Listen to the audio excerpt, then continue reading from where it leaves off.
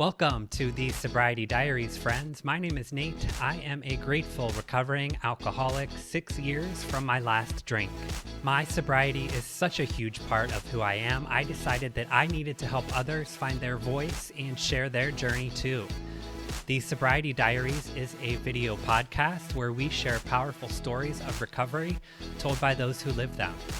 Head on over to thesobrietydiaries.com where you can join our insiders list for exclusive content, early release episodes, and more. Also, please share this podcast with just one person in your life who may still be struggling. You just never know what they may need to hear today. Recovery is possible.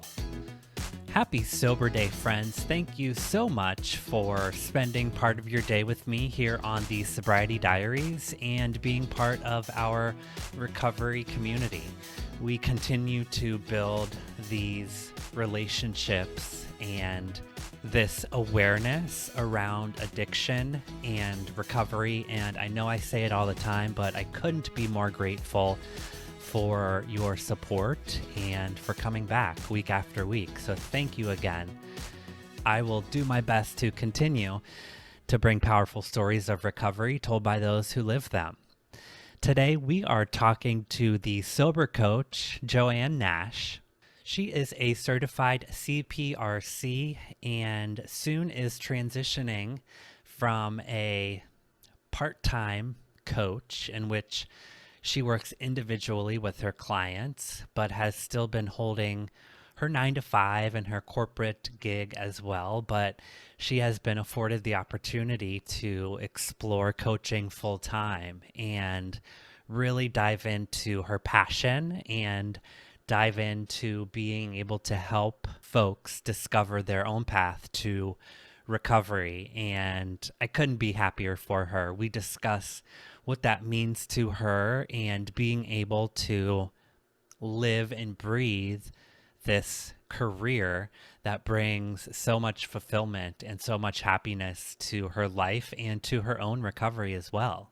I think that's something that is so important to touch on. Those of us who are able to help others in their path to or their journey to recovery, we're still working on our own selves as well. We're working on our own recovery on a daily basis, and being able to provide that for other people and help others discover that truly is a huge part of my recovery. And I know it is a large part of Joanne's as well. So we have an amazing conversation. So let's open the diary on Joanne Nash. Joanne Nash, thank you so much for spending time with me on the Sobriety Diaries today. How are you, my friend? I'm really good. Thank you so much for having me. It's been kind of a long time coming, right? We originally planned on recording for season 1, but like I said, maybe everything will work out as it should. But here we are for you're helping me launch season 2, so I appreciate Yay. that. And I'm looking forward to our conversation. Me too. I'm so grateful to be here this time round. So thanks for having me. Yes. So what made you decide to recover out loud or share your story in a public forum? I think for me, Nate, because there are so many people that are suffering in silence and afraid to speak out. I think I've always, especially in relation to my mental health issues as well, I've always kind of spoken out. So when I went on this journey, I thought, well, it's no different. And I knew by me speaking out was going to help others because it had done with mental health. And I think it's so important. And it's just seeing the benefit that we can help so many people. And just like you've said on I think it was your podcast with Blair, it's that by us speaking out, it's not all doom and gloom. Yeah. We are putting out the positivity. Like, it's such a positive change. And we're so excited about it that I think it gives people both sides. That's funny you mentioned my episode with Blair. So I clung to a quote that she said, and I use it often, and it is, we feel like we found the secret to life. You know, we had this portion of our lives that we sort of were living in misery Yeah. almost, and it felt like we perhaps would never get out of that. And when we find that we don't have to drink, or that we are given that option, it's almost like, wow, this is the Yeah. secret. This is how I can live. I don't need to be miserable, for the rest of my life. So Yeah. I love that you mentioned Blair. She's still a friend of mine, and I tell her often that I steal her quote and I use it everywhere. So I'm sure she wouldn't mind us discussing it. Me So too. thank you for Yeah. that. No worries. I think it's very similar to Brene Brown put a Yeah, quote out as well too. And it's like sobriety is not a limitation, it's a superpower. And that is how I love to look at it as well too. That it is a superpower. It's not easy to do, but my God, it's so worth it. I love it. Well, tell me when your last drink or drug was and why it was that day in particular. It was the 8th of December 2018. So I'm just 3 years, just past my 3 years milestone. Um, there was no major, again, probably very similar to Blair's story. There was no major rock bottom. I think it was accumulation of many, many kind of low points. So I had began this journey around 2013. So I always knew that I overdid it. So I would say I was maybe born without an off switch. Yeah, When I got started, I didn't want it to end. I just liked the good feeling it gave me. So what I done back in 2013 is that's where I love like dry January, dry yeah, July, right. sober October, because they were my bit of insight into leading a life without alcohol. Um, and I would use those to give myself that break and try it. So I would have started kind of dabbling around then. And then as time went on, I would stretch it a bit, but I did always go and fall back into the cycle, where I thought, oh, it's okay, I'm fixed. I can moderate. If I can go this long without drinking, then surely I am fine. But from that period of 2013 to 2018, again, I would just end up in the same situation. And realizing there is no moderation for me. I can't, as I say, I can't do one of anything. Yeah, So I knew then, I think by the time I came to 2018, I don't regret those experiences. right. For me, they were essential learning to help me go, do you know what? This is the only way for me. And it's much easier for me to just have none than try and moderate it. Um, by the time 2018 came, I was blackouts. I would have a lot of blackouts. I would be binge drinker would have mainly been my issue. So it would have been having a lot of blackouts. And then my hangovers would last for about Mm, 4 days. wow. Because with the mental health issues, when I drank, I just drank to get out of my head. I Right. just couldn't cope with the busyness in my head.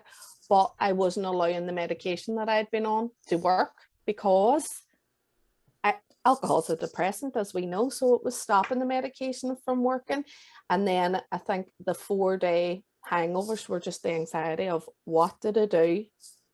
And the Wow. blackouts, because I had no memory. I just thought there has to be more to life Yeah. I than think this. that brings up a couple good points. I think the first one is that there's no definition of an alcoholic or an addict as far as quantity or Yeah. quality goes. It is how we use a substance to get out Yeah. of ourselves, or how we use a substance to alter ourselves so that we can Yeah. feel okay. So for one person, that may be drinking once a week Mm-hmm. and just to excess, or, Mm-hmm. to your point, it was you could take January off, you could take October off. Which is the second point I wanted to touch on. Sometimes these sort of challenges are frowned upon, this dry January or sober October. However, I disagree, and I like to highlight them because if we have a period of time where we have that mental clarity and we are off of our substance and we start to realize what the positivities can be, Mm-hmm. that can sort of set us on this journey or Yeah. point us in the right direction. Even if in February we drink or November we drink, Mm-hmm. we can start to realize the positive, Yeah. the positivities that could come with that mental clarity. So I love those points and I Mm-hmm. love that you brought those up. So thank you. Or I would feel exactly the same with the dry January. I do challenges and support challenges Yeah. myself just because of that. It's that insight Yeah. to the goodness. That's great. And we'll get into your coaching here in a bit. But so let's go back on your story a bit and maybe talk a bit about what led up to that date in 2018 and maybe some of the darker days of your Yeah. addiction. Yeah. Um, for me, I would have started drinking when I was about, I think I had my first drink when I was 12, maybe 13. And that's not really uncommon No. here at all. So it would have been mainly drinking with friends at the weekend. Obviously, parents didn't know, so you used to Yeah. make yourself sick before you went home. Oh, gross. Right. But then that started to just kind of become routine. That's what we did. So we would all kind of put your pocket money together and buy 8 hooch and have 4 each, and that was Okay, I just love that. weekends. I can't remember if we said after we did the intro where you are, but you are in Northern Ireland, did you say? Yes, Okay. I'm a dairy girl, an Is she original dairy girl. I love it. Have you seen the show, Nate? No, no, I Dairy haven't. girls, you have to watch them. I've heard of it and I need to, especially now, like I'm obsessed with your accent. So if I can get more of it there, I will. So explain what you just said for hitch or for what was that? Hooch, so Yeah. that would have been like an alco pop. Okay. So you could get 8 of them for £5. So if Got we it. put 250 in each, Yeah, yeah. we got 4 each. Now, Um, is the drinking age strict? Did you have to find someone to buy it or was it a little mhm, more relaxed? Okay. Yeah. yeah. But then we would have had maybe people in the crowd that was that bit older, Yeah. that they maybe had fake ID. So Right. we actually never had problems Same. getting it. Similar here. It was fine. So it was just kind of that routine. And then student life. So going out maybe 3-4 times a week then. So I would have been working part-time while studying. But again, it was just everybody did it. So you didn't think anything of it. But my father was an alcoholic. So I did grow up in an alcoholic household. He tried to get better. He went down, it was like residential care, tried but he never could. But daddy took really sick Mm. with emphysema then. So I think it was around then, 18, 19, that's when my mental health issues kind of started. And that's when the drink started to become a bit darker for me. So it Yeah. would have been when I was meeting my friends then. I would have been the one we would have called it a carry out, meaning, I don't know, you maybe as well too, Yeah. Yeah. that I would have been the one just drinking out of my friends. Nobody else would have. And it would have been a weeknight. And again, that was where my use started to kind of get dark. I knew I wasn't drinking to join in. I was drinking to numb and to Right. avoid.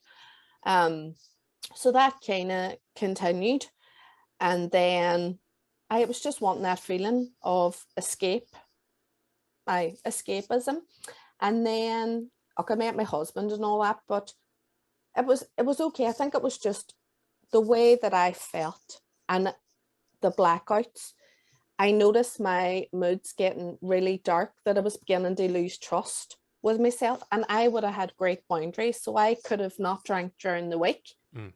But then come the weekend, that's when I went to town. I always say, you don't drink on a school night, because I would have work when I started full-time work and things like that. And my boundaries were good. But as time went on, I noticed those boundaries kind of slipping.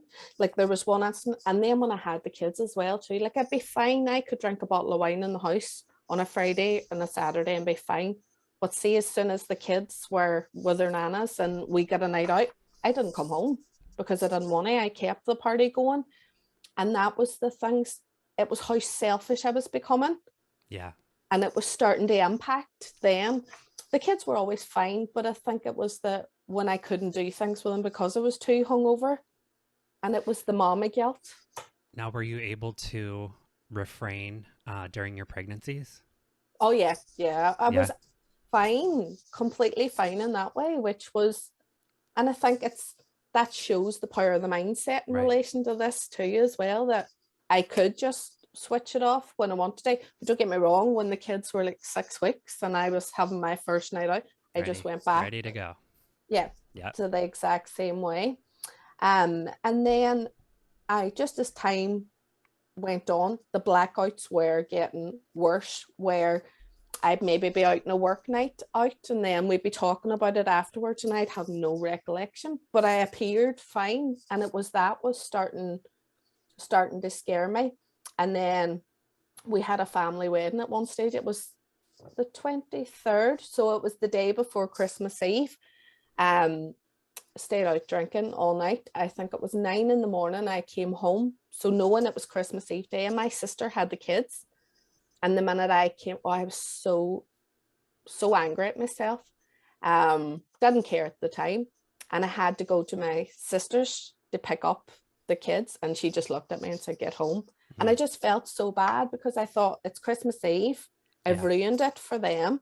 And my sister has her own kids. So I was giving her, so it was kind of accumulation of, and again, people would say, but sure, everyone does that. But for me, I knew it was taking me away from the kind of person that I was, and I couldn't trust myself anymore.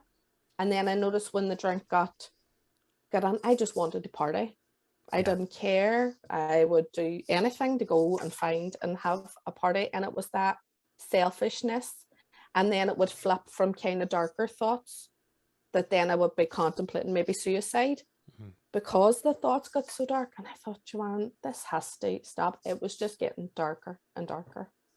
It certainly had become your sort of top priority. Yeah. Yeah, Definitely for the weekends. I was great during the week. I could just keep myself focused, but once it became the weekends, that's where it got. And then I would have traveled a lot for work. So then I noticed the boundaries slipping in because it was perfectly okay to have a drink when I was away for work because I had no parental responsibilities. right. But then we would have drank far too much. And I just noticed. And coming up to the day when I stopped, it was us taking new customers. And I was up at the bar buying doubles. I was just on a different level to everybody else. I was the last one there. And it was the next day I had to get my husband to drive me into work because I just couldn't. I was so bad. And I just remember comments kind of like, you can fairly put the drink away. And I thought, this is new customers. This is my job. Yeah. My boundaries are just slipping. And I think then I went, no, you have to now. So how did we transition from these sort of dark days and this misery drinking, which I can 100% relate to realizing and or seeking a solution to your problem? We mentioned the times from the dry January and the sober October. I knew that I felt so much better when I had stopped drinking. So I seeked out support. I did try an AA meeting. I went with a friend. It wasn't for me. I know, like, even through my journey, I know it works for so many people, but a big part is there's just many pathways to recovery. So it's finding what works for us and embracing that. So for me, it was online community, and that was through a site called Soberistas. So it's by Lucy Rocca. So she's in England and she had set up, it's just like a forum, but you could be anonymous on this forum. So you could open up and post and you had connections with people. So I used that site a lot. And then that lead me on to find other groups. So Love Sober. So that's Kate and Mandy. They are my, as we call, sheroes. Yes. They were the coaches I'm that familiar helped with me. them. Yeah. Love Kate and Mandy. Yeah. Big part of my recovery. And it was through their group, their podcast helped me no end. And then I did the Love Sober Life School with Kate and Mandy. Met so many friends, but then I still had soberista, so it was a lot of online support. There's nothing here at the minute in Northern Ireland. It's AA, Yeah. or there's not really nothing else. We do have a local group at the minute, which is Smart Recovery Arc. They're amazing, but there's that gap here, which I would love to get something done, but the online is where it helped me. And through Soberistas, I was able to attend an event in Dublin. So they had an actual in-person meetup well before COVID. And oh my God, to be surrounded by like-minded people on the same Yes. journey. There was people from Spain, there was people from the Netherlands, everywhere. We didn't know each other at all. And we all met in Dublin. We got the bus to it's the only alcohol-free pub in Dublin called the Wow. Virgin Mary. Yeah, I've been to Dublin, and Yeah. I was still drinking at the time, and it Mm. was like the Holy Land, because Yeah. it's just sort of like downtown Dublin is very Mm. debaucherous, and it was everything I was looking for, because like I Mm. said, I was still drinking. So that's surprising but beautiful that there is Yes. at least one One. sober pub, right? It was, and it's brilliant. And I think we were just so excited that none of us knew each other, and we had all met, had dinner, and we got the bus on to go to this alcohol-free bar, and we're still in contact, a lot of us. So it's making that connection, and we try to meet each other Yeah, throughout the year. Obviously, COVID has had a part to play in that, but right. mine has been mainly over the power of the wonderful internet, is Yes. where alongside podcasts have been vital. So I started my recovery journey in the rooms of AA, Mm. and still am so grateful for, it saved my life, and I Yes. still practice a lot of the principles and read a lot of the literature. Amazing. But I think this sort of platform and the Mm. podcast genre and the online Mm. community, specifically on Instagram, for me, Mm. has been so powerful and Yes. so supportive, especially because of COVID. It just happened, Yes. I think, sort of at the perfect time. Mm-hmm. And, some of the old timers or more traditionalists in the AA Mm. program almost frown upon it because of Yeah. the anonymity.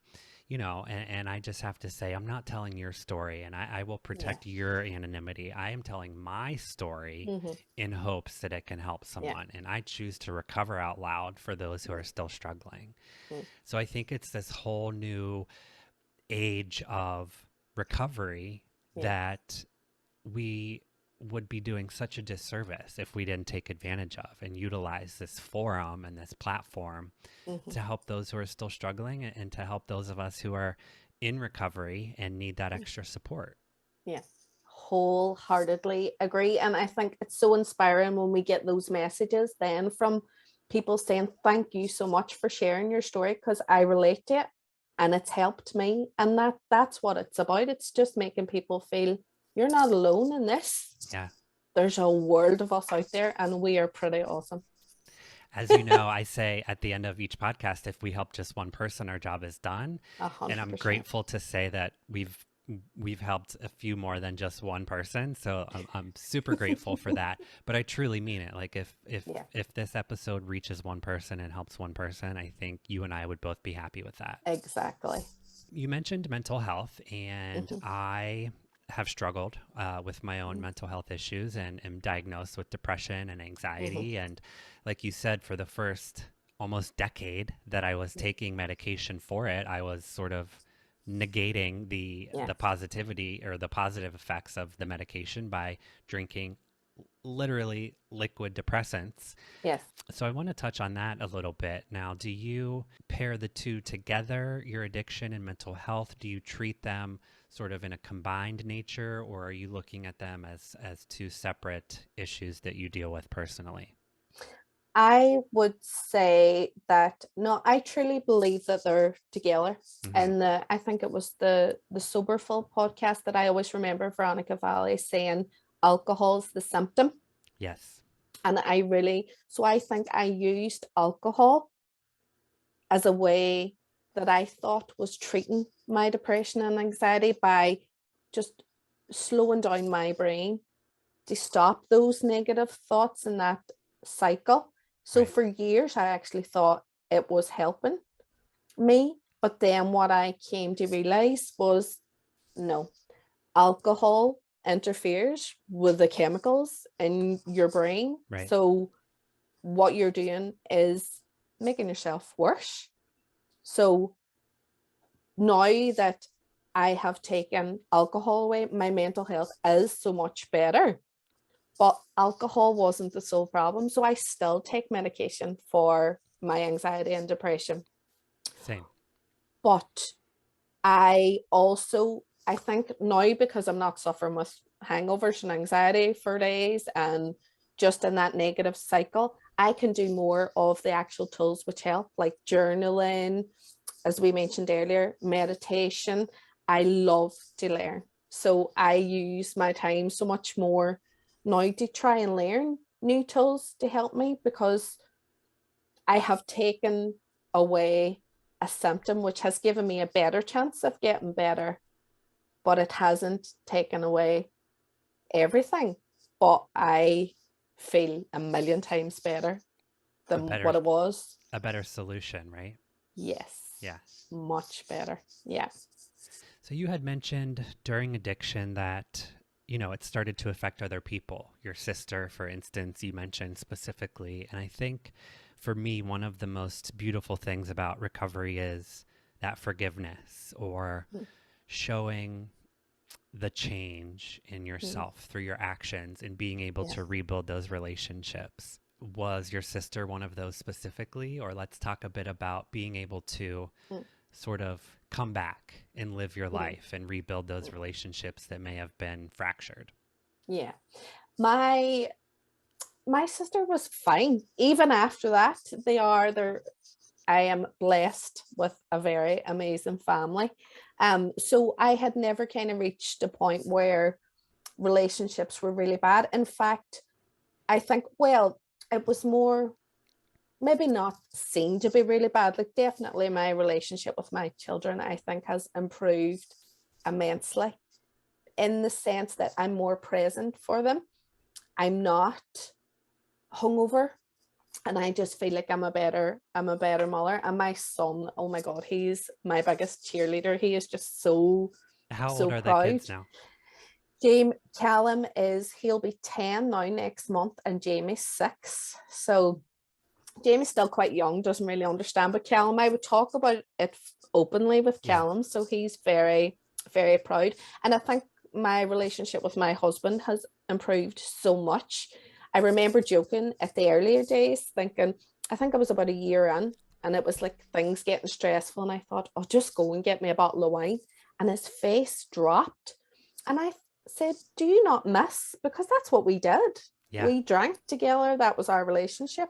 And I said, "Do you not miss that version?" And he said, "Joanne, do not have to worry about you coming home, and do not have to watch you destroy yourself for days mentally afterwards." He said, "No, I much prefer this version of you." So, in that sense, it has healed the relationship so much more. And he still drinks, but he's so respectful, and like, he wouldn't drink all the time. Yeah. And he really is my biggest supporter and supports me through everything. So definitely it does improve relationships. And I think my family, they didn't understand it at the start, because with my daddy we could see what alcoholism was, in the Right. sense he really hit rock bottom. Where with me, they were like, "You're just being too hard on yourself," until they started to see me and started to piece the pieces of the puzzle together. Isn't that crazy how some Mm. people will almost talk us out of identifying our own Mm. addiction, or Mm. seeking help, Yeah. or, you don't have a problem. Yeah. It's kind of crazy. And I Yes. think it's important that you said your husband does still drink. That's Mm. not our battle to fight. It's not our decision to make. If he Mm-hmm. can, Mm-hmm. if he's not drinking to numb himself, as most Yeah. addicts do, then You do we you. you do you, I'll do Yeah. me. Yeah. I know that I can't So with the kids, do you plan on having a conversation with them when they're old enough to sort of understand addiction, since it does run in the family? Do Mm. you plan on being a little more preemptive about it? Yeah, definitely. Because I think it's so important to be aware of it because it can go anyway. Like Callum at the minute is like, I love nope, that I'm name, never going to drink Callum. Callum. Yeah. Oh, he's such a dope. Um, Callum's saying, no, I'll never drink. No, I don't like it. Now, whether he does or not Right. is a different thing. But yes, I think it's an important conversation to have because of the risks of it. And I'd rather my children had the information, but it is up to them to choose their path in life. But if I know I can pass on everything that I've learned, because hindsight's a wonderful thing. If I knew back then what I know now, Right. maybe I wouldn't be where I am, but I don't regret. I'm very thankful that I am. But Right. I'd rather ensure my children have that information and then they can make their their own decisions. Right. The education and the awareness, I think, is the Yes. important piece of it. Yeah. Yeah. Because it is, it's, and because it is so accepted within society, and I know how we are kind of here as a society, and it's nearly encouraged. But I have noticed the change in the generation, even within my own family. But because Callum sees, they see the sober coach everywhere. I have it Yeah. Yeah. everywhere that they're like, my mommy doesn't drink, or so definitely it is. Callum's aware a good bit, but yeah, I think it's important. Well, perfect segue. So you've taken this powerful journey and sort of awareness and turned it into a coaching business, Yes. a sober coaching business. Let's talk about that and where people can find you and services you offer and how you sort of work with your clients. Yeah, will do. So I have always loved personal development, books, love it, love learning. So I always knew that I wanted to go into coaching. So I trained to become a life coach. And then because of my own journey, I thought, no, this is where I want to help people. Because as you know yourself, when you know how amazing it is, Yeah. you want everybody to share in that You, joy. yes. Share the Mm. secret. Yes, exactly. So then I thought, right, that's that. I am going to train to become a recovery coach, and that's going to be my focus. So that is what I did. And I set up my Instagram page just over a year ago now, and it has been amazing. Which is how we connected. Yes, and it's powerful. And the connections we make for ourselves as well, and to kind of all come together and help as many as we can. So in terms of coaching at the minute, I would do one-to-one Yeah. coaching. um there's no kind of nothing set in stone, just what clients need. What I also am doing at the minute is running a support challenge. So I have some amazing women in there. And again, it's that with support. So we just have daily check-ins and we have our weekly Zoom call, because I think the sharing is so important to come together for connection. So really it's just, and then as you know yourself, just kind of putting out Yeah. content to help and just to recover out loud, as you Yeah. say, and help as many as we can. It's a very individualized process. Yeah. So I think it's important as you do sort of personalize the process Mm. for a client. And it's, as you said earlier, everyone finds their own path to Yes. recovery, which I think is another beautiful thing Mm. about recovery. So I think being able to personalize it Yes. and walk a client through one-on-one Mm. is important. Mm. 100%. And it's kind of different areas that I've trained in to kind of help that process. Like one at the minute is motivational interviewing, and it's using a variety of tools to find, because what works for me may not necessarily work for other people. But just like you said, and that's what's beautiful about coaching, it's a collaborative process Yeah, that you work together to find that solution, and just to be somebody's cheerleader and I just love go, it. you're amazing.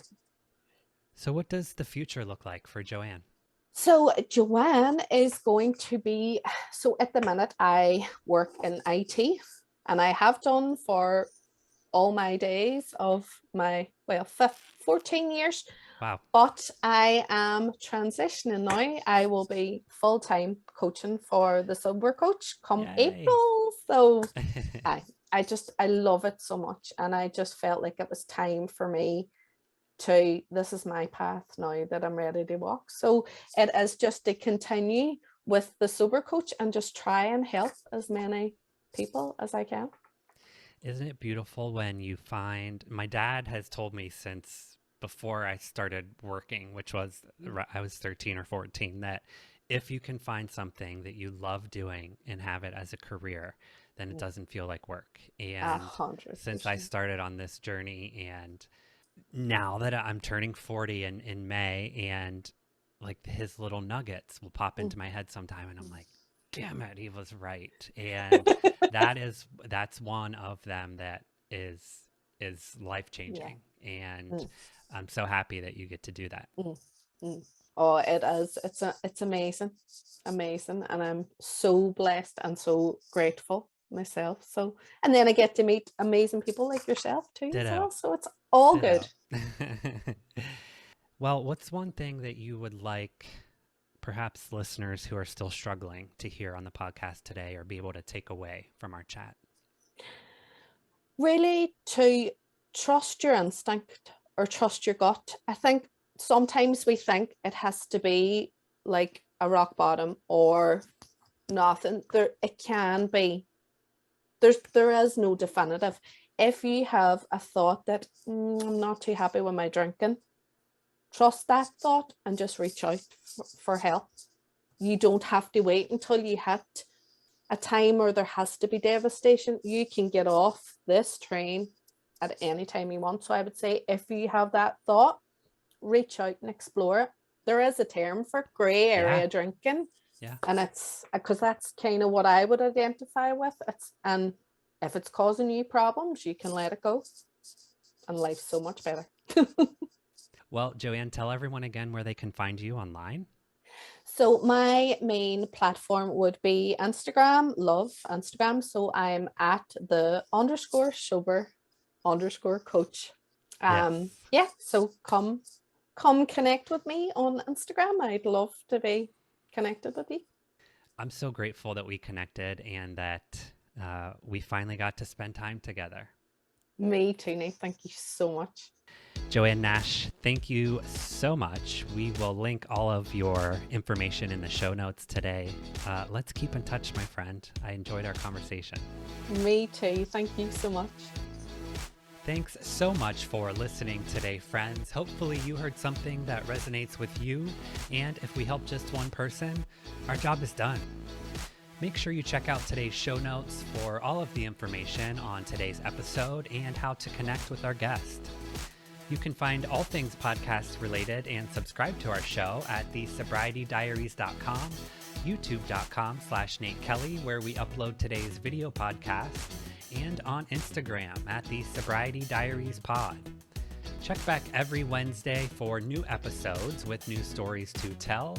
But until then, try your best not to drink and be good to yourself. Bye, friends.